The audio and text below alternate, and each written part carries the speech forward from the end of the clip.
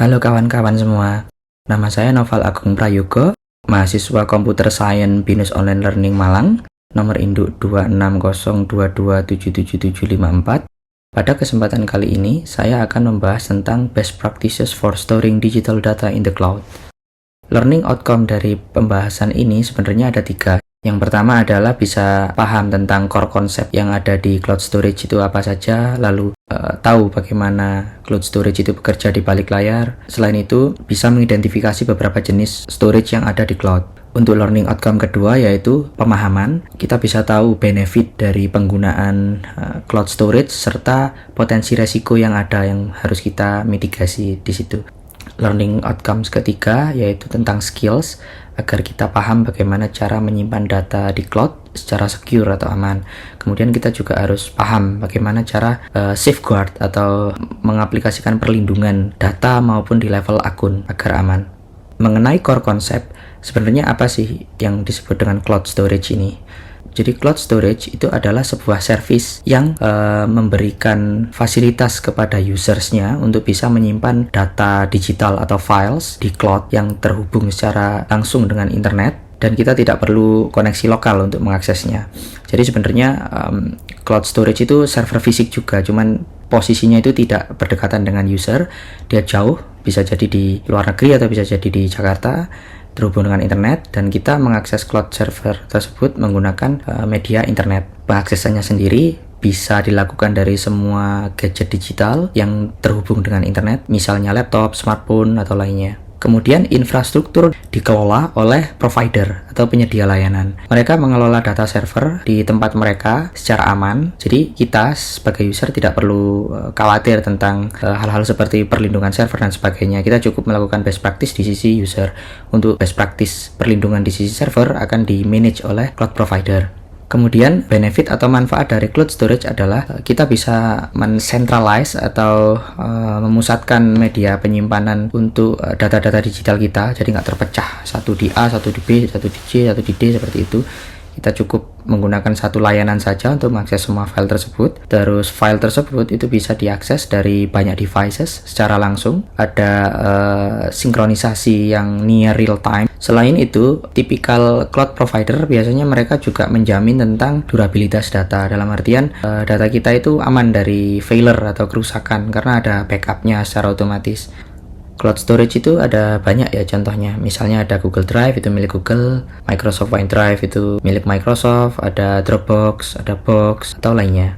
Nah, cara kerja cloud storage itu sebenarnya diinisialisasi oleh user. Jadi user itu akan mengupload file atau data digitalnya terlebih dahulu ke cloud. Dan data tersebut akan dienkripsi di transit maupun saat transfer. Jadi aman. Tidak bisa di hijack di tengah-tengah, dan ketika sampai di server datanya sudah terenskripsi. Setelah file tersebut tersimpan di data center cloud storage, akan terjadi proses sinkronisasi. Jadi misal kita melakukan update di sisi user, baik itu dari HP kita maupun dari gadget atau device lainnya, datanya akan tersinkronisasi dengan cloud. Akan ada versioning di situ, jadi kita nggak akan kehilangan data lama juga karena historinya semua tercatat. Nah, selanjutnya kita akan membahas tentang sebenarnya di mana sih data kita itu tersimpan. Jadi internet itu di sini sebenarnya cuma berperan sebagai media untuk transmisi data saja. Datanya sendiri itu memang dilewatkan di internet, tapi disimpannya itu tetap di server atau di komputer yang dikelola oleh cloud provider tadi itu. Jadi ada storage server di sana. Kemudian untuk keperluan manajemen akun dan sebagainya akan juga ada beberapa storage lainnya yang sebenarnya tidak terhubung secara langsung dengan user, tapi lebih ke untuk pengelolaan atau manajemen dari cloud storage tersebut. Misalnya ada database server untuk pengelolaan akun, ada network switch-nya untuk koneksi dari rak-rak server yang banyak, dari komputer server di sana. Mereka juga punya backup power juga. Ada beberapa data center yang sampai dia itu punya pembangkit listrik sendiri menggunakan solar panel atau lainnya. Terus mereka juga punya cooling system yang sangat bagus, harus dingin karena servernya di situ sangat banyak, mungkin triliunan data di situ disimpan. Ada banyak sekali komputer, hard disk dan sebagainya. Pendinginnya harus sangat bagus. Selain itu juga harus ada perlindungan terhadap potensi kebakaran, Terus ada physical security seperti access card dan sebagainya, hanya orang-orang tertentu dengan kredensial tertentu, access control tertentu yang bisa mengakses data center tersebut. Kemudian yang terakhir adalah yang paling penting, yaitu harus ada konektivitas internet yang menghubungkan antara data center tersebut dengan user melalui internet tadi. Nah, benefit dari cloud storage itu seperti yang sempat saya sampaikan di awal tadi, yaitu adalah fleksibilitas terhadap akses atau file yang kita miliki bisa diakses dari mana saja, kapan saja, dengan mudah. Dengan catatan harus ada koneksi internet. Tanpa koneksi internet pun sebenarnya bisa juga, tapi kita harus download dulu untuk enable offline mode, jadi agar datanya tersalin dulu di gadget kita. Terus ada proses automatic backup di situ, jadi semua history perubahan file itu tercatat. Misal kita tidak sengaja replace file atau mengedit file, itu historinya ada semua, kita bisa rollback dengan mudah jika dirasa perubahannya salah. Ada sinkronisasi file tadi, bisa multi devices. Selain itu, dengan adanya cloud storage ini kolaborasi menjadi lebih mudah. Misalnya pada tugas kelompok perkuliahan, contohnya kita menggunakan Microsoft OneDrive untuk mengupload soalnya, diupload di OneDrive. Kemudian saya menginvite teman-teman kelompok belajar di mata kuliah saya. Kita bekerja sama, kolaborasi langsung di situ. Nah, selain itu disaster recovery ini sangat penting karena misal ada kerusakan di data kita, baik itu dari dalam artian datanya rusak, atau mungkin ada kerusakan dari luar, misalnya servernya ada kebakaran atau ada korsleting dan sebagainya, itu sudah ada mitigasi dari sisi cloud provider, jadi kita tidak perlu terlalu khawatir untuk hal itu. Nah, sekarang kita akan membahas tentang umumnya resiko security di cloud storage. Jadi provider cloud storage itu umumnya sudah mengimplementasikan best practice yang ada agar data yang tersimpan bisa aman. Namun tetap harus ada best practice juga dari sisi human untuk menghindari terjadinya human error atau kesalahan dari sisi user yang mengakibatkan resiko keamanan security. Misalnya akun yang kita pakai untuk mengakses cloud storage itu passwordnya harus kuat. Jangan sampai passwordnya tanggal lahir atau hal-hal yang sangat mudah ditebak dan pendek. Terus phishing itu biasanya orang berpura-pura sebagai pihak provider memberikan link yang sepertinya mirip dengan link cloud storage kita, lalu kita tidak sengaja klik kemudian enter password seperti itu juga kita harus hati-hati juga. Kemudian public file sharing ini jangan sampai kita memberikan akses yang lebih dari seharusnya. Misalkan ada dokumen sensitif, konfidensial, kita tidak sengaja set akses kontrolnya ke publik, jadi semuanya bisa mengakses itu. Nah, itu bahaya, itu human error yang sangat berbahaya. Kemudian resiko keempat adalah device yang dicuri. Ini agak repot karena misal tidak ada 2FA atau two factor authentication, mudah sekali untuk user mengakses data kita dari device yang dicuri tadi misalnya. Jadi ada baiknya juga kita menerapkan two factor authentication, entah dalam bentuk mungkin PIN atau mungkin biometrik pakai fingerprint dan sebagainya. Nah, yang terakhir adalah data breach. Kita harus tetap waspada tentang kebocoran data yang mungkin bisa diakibatkan dari keteledoran human error atau lainnya. Selanjutnya kita akan belajar tentang bagaimana cloud provider itu melindungi data usernya.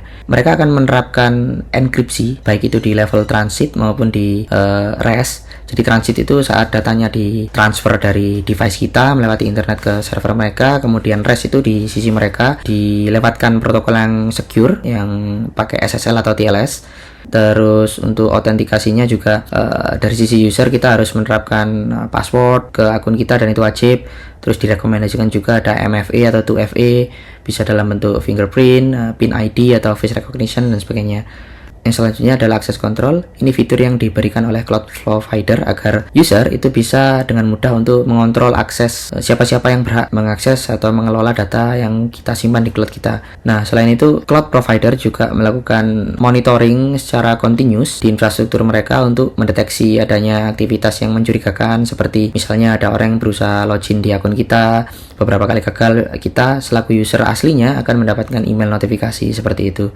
Nah, selain itu perihal durabilitas data, cloud provider typically mereka menyediakan regular backup dan replication data-data kita. Jadi misalnya ada kerusakan data, kita tidak akan kehilangan data tersebut karena sudah ada salinan atau backupnya. Selanjutnya kita akan belajar tentang shared responsibility model. Ini adalah salah satu model yang diterapkan di semua cloud provider, yang intinya adalah menekankan bahwa beberapa hal itu merupakan tanggung jawab kedua belah pihak, bukan hanya cloud provider, bukan hanya user saja. Dan di shared responsibility model ini, responsibility tersebut itu di split menjadi dua bagian, yaitu cloud provider dan responsibility milik user.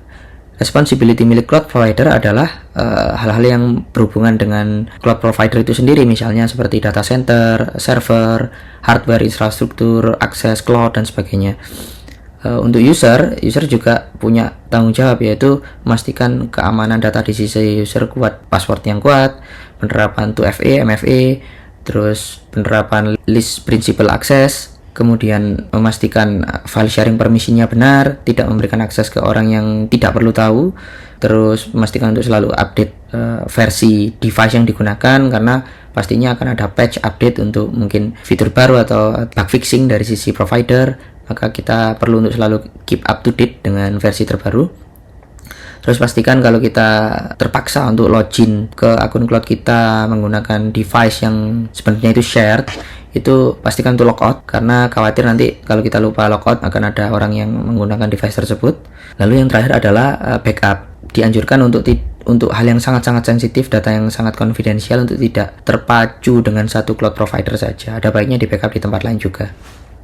Nah, ini seperti yang sudah saya mention tadi, beberapa hal yang perlu diterapkan untuk cloud storage agar aman dari sisi user, yaitu MFA, password yang strong. Password strong ini maksudnya adalah password yang dimana jumlah karakternya banyak. Karakternya di situ bervariasi, tidak hanya huruf saja, tapi alfanumerik dan karakter juga. Lalu file sharing juga dipastikan benar, dalam artian hanya orang yang perlu mengakses file kita yang punya akses di situ.